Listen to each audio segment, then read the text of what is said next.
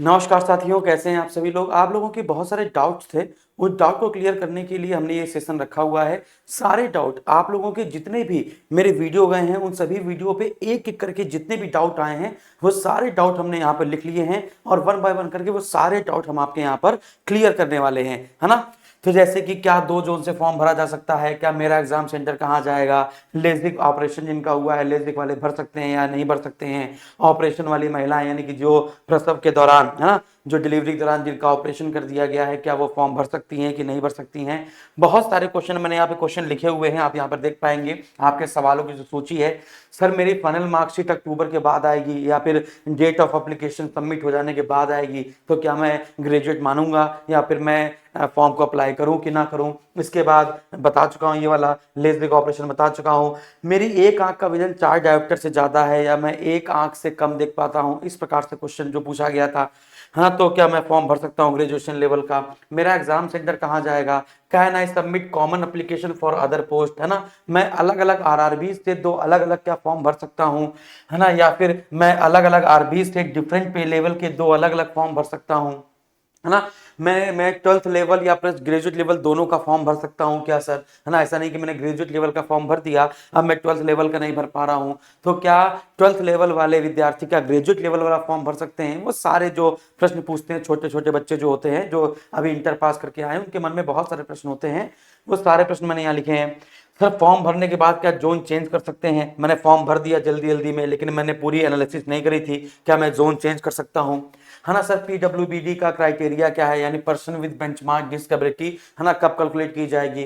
किस जोन से अप्लाई कर रहे हैं, वहां की भाषा क्या मैटर करती है। सर मैंने तिरुवनंतपुरम से अप्लाई कर दिया, है ना, अब मुझे वहां पे मलयालम आती नहीं है। चेन्नई अप्लाई कर दिया, तमिल आती नहीं है, तो क्या सर वहाँ की लोकल लैंग्वेज जानना अनिवार्य है ना, कि मुझे हिंदी आती है या फिर मुझे कोई और भाषा आती है, मैं किसी और जोन में जा रहा हूँ, तो क्या वहाँ की भाषा आनी अनिवार्य है, ऐसा कुछ। इसका safe zone, cut off zone wise vacancy, category wise vacancy, इन सब पर बातें हम लोग कर चुके हैं। तो चलिए भाई वन बाय वन करके सारी चीजें मैं आपको बता देता हूँ। सबसे पहले मैं आपको ये बता देता हूँ कि जो ग्रेजुएट लेवल वाले विद्यार्थी हैं, उन्होंने हमारा जो एनटीपीसी समर्पण बैच ले रखा है। 7,500 के आसपास एडमिशन है ना, और 10,000 के एडमिशन के बाद इसमें एडमिशन रोक देंगे। याद रखिएगा, समर्पण बैच कोई हमने बढ़ा दिया है, जो ऑफर की वैलिडिटी है वो 20 तारीख से लेकर 30 तारीख कर दी है, क्योंकि ऑफर खत्म हो गया था। तो बहुत सारे विद्यार्थी लगातार फोन कर रहे थे कि सर, है ना, वो 499 की आपकी फीस थी, अब बताइए हो नहीं रही है, वो 799 कर दी गई है। सर 2 दिन के लिए और खोल दीजिए। तो मैं आपको साफ साफ बता दे रहा हूं कि 30 सितंबर लास्ट डेट है बच्चों। 30 सितंबर से पहले पहले एनटीपीसी का समर्पण बैच ले लीजिए। और अगर 10,000 एडमिशन इसमें पहले ही हो जाते हैं, आज कल परसों या 2 दिन में, 3 दिन में हो जाते हैं, तो फिर ये एनटीपीसी समर्पण बैच हम यहाँ पर समाप्त कर देंगे। फिर इसमें नए एडमिशन नहीं लेंगे। इसके बाद फिर नया बैच कोई, है ना, हम लोग प्लान करेंगे, लेकिन इसमें 10,000 बच्चे ही मेरे लिए काफी होंगे, है ना। फिर इसके बाद जो विद्यार्थी इंटर लेवल के हैं, तो कुछ विद्यार्थियों ने क्या किया है कि ग्रेजुएट उनका हुआ नहीं था, लेकिन उन्होंने हमसे पढ़ने के लिए समर्पण बैच ले लिया कि सर ऑफर में उन्होंने ले लिया। अब उनको पता ही नहीं था कि यार मैं अर्पण बैच भी लाने वाला हूं इंटर लेवल वाले विद्यार्थियों के लिए। तो वो सभी विद्यार्थी जिन्होंने समर्पण बैच ले लिया था, जिनका ग्रेजुएशन नहीं हुआ था, और वो इंटर लेवल वाली वैकेंसी भरने वाले हैं, है ना, सीसीटीसी भरने वाले हैं, ट्रेन क्लर्क भरने वाले हैं, तो उनको मैं बता दूं कि ग्रेजुएशन लेवल का जो पढ़ाई है वो अलग है, इंटर लेवल की जो पढ़ाई अलग है। दोनों के, है ना, लेवल में डिफरेंस है। मैं खिचड़ी नहीं करूंगा कि इंटर लेवल ग्रेजुएशन लेवल सब एक जैसा पढ़ा रहे हैं। भाई इंटर लेवल वाले विद्यार्थियों की जो सिलेबस वाला पार्ट है, जो स्ट्रेटेजी है, उनके लिए अलग होगा। अब भाई ग्रेजुएट वाले विद्यार्थियों का दिमाग थोड़ा सा अच्छा होता है ना, और इंटर लेवल वाले विद्यार्थियों का दिमाग थोड़ा सा कमजोर होता है। इंटर पास करके आए हैं, है ना, अब फटाफट से रेलवे की वैकेंसी आ गई है।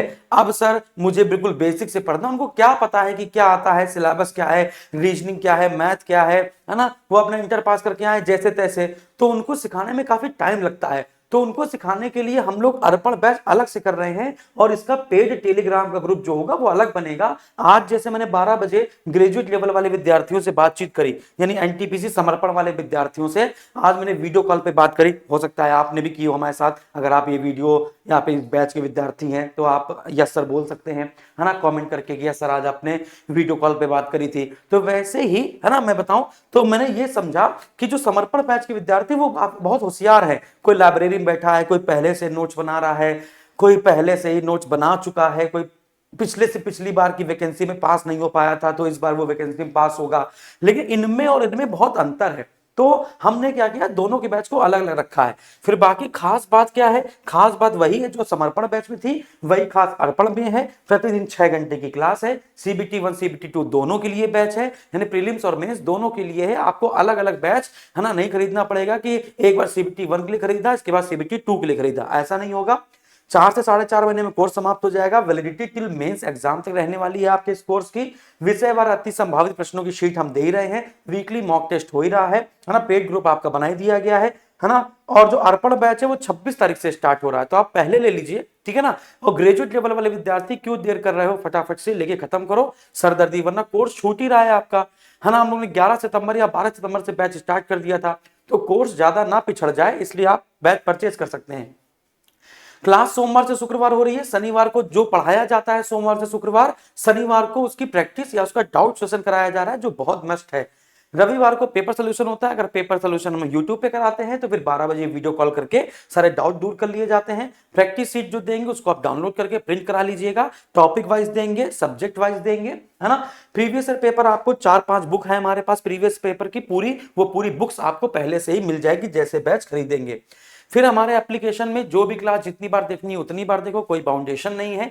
लाइव क्लास के बाद रिकॉर्डेड क्लास भी देख सकते हैं, किसी भी क्लास को कभी भी देख सकते हैं। इंटरनेट नहीं है तो डाउनलोड कर सकते हैं। रैंक के साथ कंपटीशन भी आपको पता चलता रहेगा। हमारे एप्लीकेशन को डाउनलोड कर लीजिएगा, है ना। अब जो अर्पण बैच है उसमें हमने थोड़ी सी टीम में चेंज किया है। अर्पण बैच में कंप्लीट जीएस मैं पढ़ा रहा हूं, समर्पण बैच में कंप्लीट जीएस मैं नहीं पढ़ा रहा हूं, क्योंकि इसमें पॉलिटी और ज्योग्राफी शैलेंद्र सर पढ़ा रहे हैं, वो भी उम्दा टीचर है, आपको पता है, आप पढ़ के देख रहे हैं, कोई एक सिंगल शिकायत नहीं आई अभी तक, और उसका बेस्ट बिल्कुल फीडबैक 5 स्टार रेटिंग में चल रहा है शैलेंद्र सर का, है ना। लेकिन है ना, ये जो अर्पण बैच है, क्योंकि मैं जानता हूं इंटर लेवल वाले विद्यार्थी को बिल्कुल बेसिक से पढ़ाना पड़ेगा, नन्ना मुन्ने बच्चे होंगे तो बिल्कुल बेसिक से पढ़ाना पड़ेगा कि संविधान होता क्या है, संविधान सभा बनाई क्यों गई थी, सिंधु घाटी सभ्यता होती क्या है, तो मुझे बहुत बेसिक से पढ़ाना पड़ेगा, है ना। तो मुझे लगा है कि इंटर लेवल वाले विद्यार्थियों को मैं ही पढ़ाऊंगा, तो इंटर लेवल जो अर्पण बैच वाले विद्यार्थी उनको मैं ही डील करूंगा, उसके अलावा कोई अन्य अध्यापक जीएस को नहीं टच करेगा। इसके बाद आपको मैंने बताया है कि 20 सितंबर जगह ये 30 सितंबर है। 30 सितंबर तक आप कोई भी दोनों में से कोई बैच ले सकते हैं, अर्पण या समर्पण कोई भी बैच ले सकते हैं। उसके लिए फीस मात्र 500 रुपया है ना। और टिल एग्जाम तक 1 साल 2 साल जब भी पेपर होता है तब तक आपका वैलिडिटी रहेगी। अगर आप एसएसजी गुरुकुल के पहले से ही कैंडिडेट हैं, यानी पहले से ही कोई बैच ले रखा है, कोई भी बैच ले रखा है, तो आप उसमें एनटीपीसी 50 कूपन कोड यूज कर लेंगे तो ये फीस आपकी आधी हो जाएगी। इसका मतलब ये है कि एसएसजी गुरुकुल से एक बार कोई कोर्स खरीदने के बाद अगले जितने भी कोर्स आते हैं उनके लिए मजे ही मजे होते हैं। उनकी फीस मैं आधी कर देता हूं, ये बात आपको पता होनी चाहिए। फिर इसके बाद कुछ इस प्रकार से प्रैक्टिस शीट मिलती है, PDF 1 PDF 2 क्विज नोट्स ये सब मिलता है ना। जैसे टॉपिक पढ़ाया गया, टॉपिक के प्रीवियस पेपर दे दिए गए, फिर टॉपिक के मॉक टेस्ट दे दिए गए, टॉपिक की PDF दे दी गई, जो भी वीडियो देखना है, कितनी भी क्वालिटी में देखना है वो सब देख सकते हो। तो आते हैं वापस अपने सवालों की सूची में। तो मेरी फाइनल की मार्कशीट अक्टूबर 2024 के बाद आएगी, क्या मैं अप्लाई कर सकता हूं बच्चों?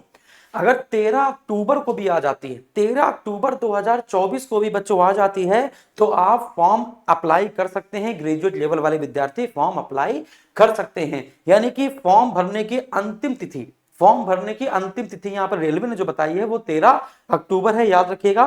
तो 13 अक्टूबर तक भी अगर आपकी फाइनल मार्कशीट आ जाती है ग्रेजुएशन लेवल की, तो आप फॉर्म अप्लाई कर सकते हैं, अदरवाइज फॉर्म अप्लाई नहीं कर पाएंगे। महिलाओं का प्रसव के दौरान ऑपरेशन कर दिया था बच्चा पैदा करने के चक्कर में, तो क्या सर वो फिजिकली फिट मानी जाएंगी? जी हाँ, अगर आपका ऑपरेशन हुआ है, 1 हुआ है, 2 हुआ है, कोई दिक्कत नहीं है, आप फिजिकली फिट मानी जाएंगी, है ना। लेजिक ऑपरेशन वाले फॉर्म अप्लाई कर सकते हैं। देखो, जिसमें A1 A2 A3 ये वाला जो मेडिकल स्टैंडर्ड मांगा गया था उसमें आप नहीं कर सकते हैं, लेकिन B1 B2 है ना, C1 C2 ये वाले जो मेडिकल स्टैंडर्ड होते हैं, है ना, इसमें आप लेजिक ऑपरेशन वाले फॉर्म अप्लाई कर सकते हैं। तो मेडिकल स्टैंडर्ड सर कहां देखेंगे? तो नोटिफिकेशन में मेडिकल स्टैंडर्ड दिया गया है। अगर आपको नहीं पता तो एसएसजी गुरुकुल है ना रेलवे मेडिकल स्टैंडर्ड डाल दीजिएगा, यूट्यूब पे मेरी वीडियो आ जाएगी, मैंने मेडिकल स्टैंडर्ड के बारे में सब कुछ बता रखा है। या फिर छोड़ो, एक काम करो बच्चों कि आप यहां पर देखेंगे, ये है ना, आप यहां पर देखेंगे RRB NTPC 2024 complete information zone wise category wise. तो यहां पर आप देखेंगे बच्चों 13 वीडियो हैं। इस 13 वीडियो में मैंने एक एक चीज बहुत बारीकी से बताई है ना, कि मेडिकल कैसे होता है, मेडिकल स्टैंडर्ड क्या होता है, हाँ, स्टेशन मास्टर के लिए कौन सा जोन बेस्ट है, सीसीटीसी के लिए कौन सा जोन बेस्ट है ना, चीफ कमर्शियल कम टिकट सुपरवाइजर के लिए कौन सा पोस्ट बेस्ट है, ट्रेड मैनेजर के लिए कौन सा बेस्ट मतलब कौन सा जोन बेस्ट है। मैंने यहाँ पर आपको category wise, zone wise, safe zone wise, cut off wise सारी वीडियो एक एक पोस्ट के बारे में, सैलरी, उसका काम, ये सब कुछ मैंने ये 13 वीडियो में बनाया है ना। तो आप हमारे एसएसजी गुरुकुल के प्लेलिस्ट में जाएंगे तो ये 13 क्लासेस हैं, 13 10-10 मिनट की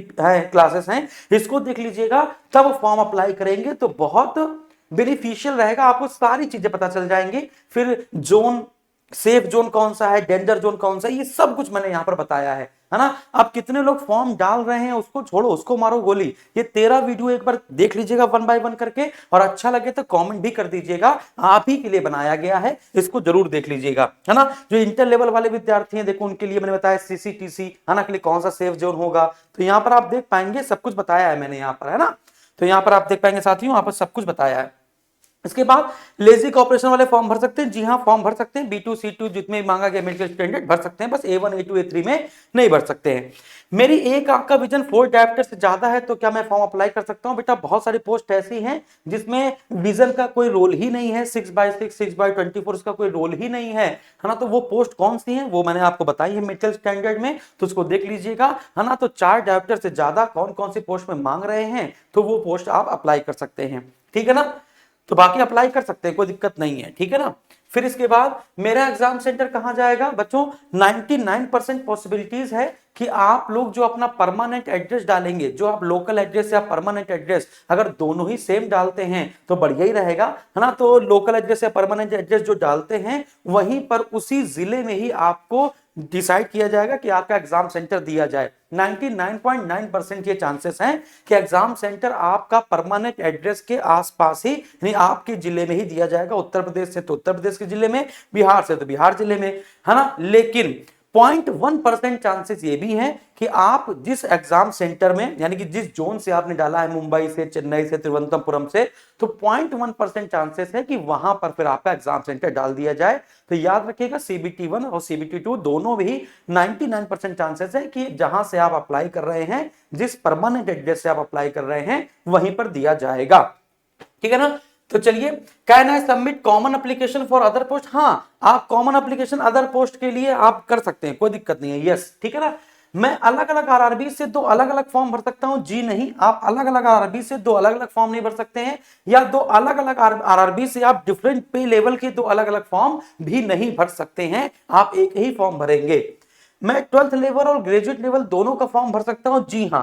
जो 12th जिन्होंने इंटर पास किया है, ग्रेजुएशन नहीं किया है, वो सिर्फ इंटर का फॉर्म भरेंगे, लेकिन जो ग्रेजुएट लेवल है यानी कि जिन्होंने स्नातक पास कर लिया है वो दोनों ही फॉर्म भर सकते हैं, दोनों अलग अलग जोन से फॉर्म भर सकते हैं, कोई दिक्कत नहीं है, उनको 2 एग्जाम देने का मौका मिलेगा। फॉर्म भरने के बाद क्या जोन चेंज कर सकते हैं? अगर बेटा फॉर्म भरने के बाद वैकेंसी बढ़ जाती है, अगर आपने फॉर्म भरा और वैकेंसी आपकी बढ़ गई, जैसे कि 18,000 वैकेंसी हो गई, है ना, 17,000 वैकेंसी हो गई, 11,000 से बढ़कर 18,000 हो गई, अगर वैकेंसी बढ़ जाती है तो आपको जोन चेंज करने का मौका तब मिलेगा। अदरवाइज अगर वैकेंसी नहीं बढ़ती है तो जोन चेंज करने का मौका बच्चों आपको फिर नहीं मिलेगा।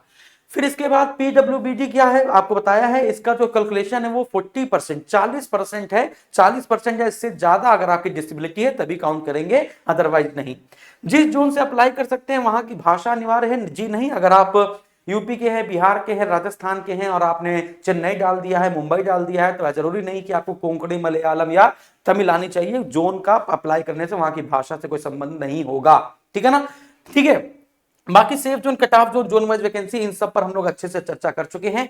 अभी भी आपको अगर कोई मन में हो, कोई भी क्वेश्चन हो तो वो क्वेश्चन जरूर लिखिएगा। फिर इसके बाद अब तो मैंने सारे क्वेश्चन यहां लिखी दिए हैं, अभी तक जितने 13 वीडियो बनाए थे उन 13 वीडियो में जितनी भी इंफॉर्मेशन मैंने दी थी वो सारी इंफॉर्मेशन में जितने भी क्वेश्चन थे उनके उत्तर मैंने आपको दे दिए। वीडियो पसंद आया हो तो लाइक जरूर कीजिएगा, लोगों को शेयर कीजिएगा। डेली बेसिस में मेरी 8 बजे रात में, है ना, मैराथन होती है 8 से 10, 2 घंटे डेली बेसिस पे, है ना, तो उसको जरूर ज्वाइन कीजिएगा और आप देखिएगा कि आप कितना बेहतर कर रहे हैं। मैं बिल्कुल बेसिक से आपको पढ़ाकर ले चलता हूं, ठीक है ना। तो जय Hind, thank you very much. और जो हमसे पढ़ रहे हैं विद्यार्थी या जो समर्पण बैच के विद्यार्थी हैं, उनसे विनम्र निवेदन है तो फीडबैक यहीं पर दे दे, हमारे यूट्यूब चैनल पे इसी वीडियो के नीचे दे दें कि हम आपको कैसा पढ़ा रहे हैं, हमारी टीम आपको कैसा पढ़ा रही है, शिद्दत से पढ़ा रही है कि नहीं पढ़ा रही है, जो वादा कर रही है वो निभा रही है कि नहीं निभा रही है, ताकि जो नए विद्यार्थी हैं उनको भी हमारी क्वालिटी का पता चले। धन्यवाद।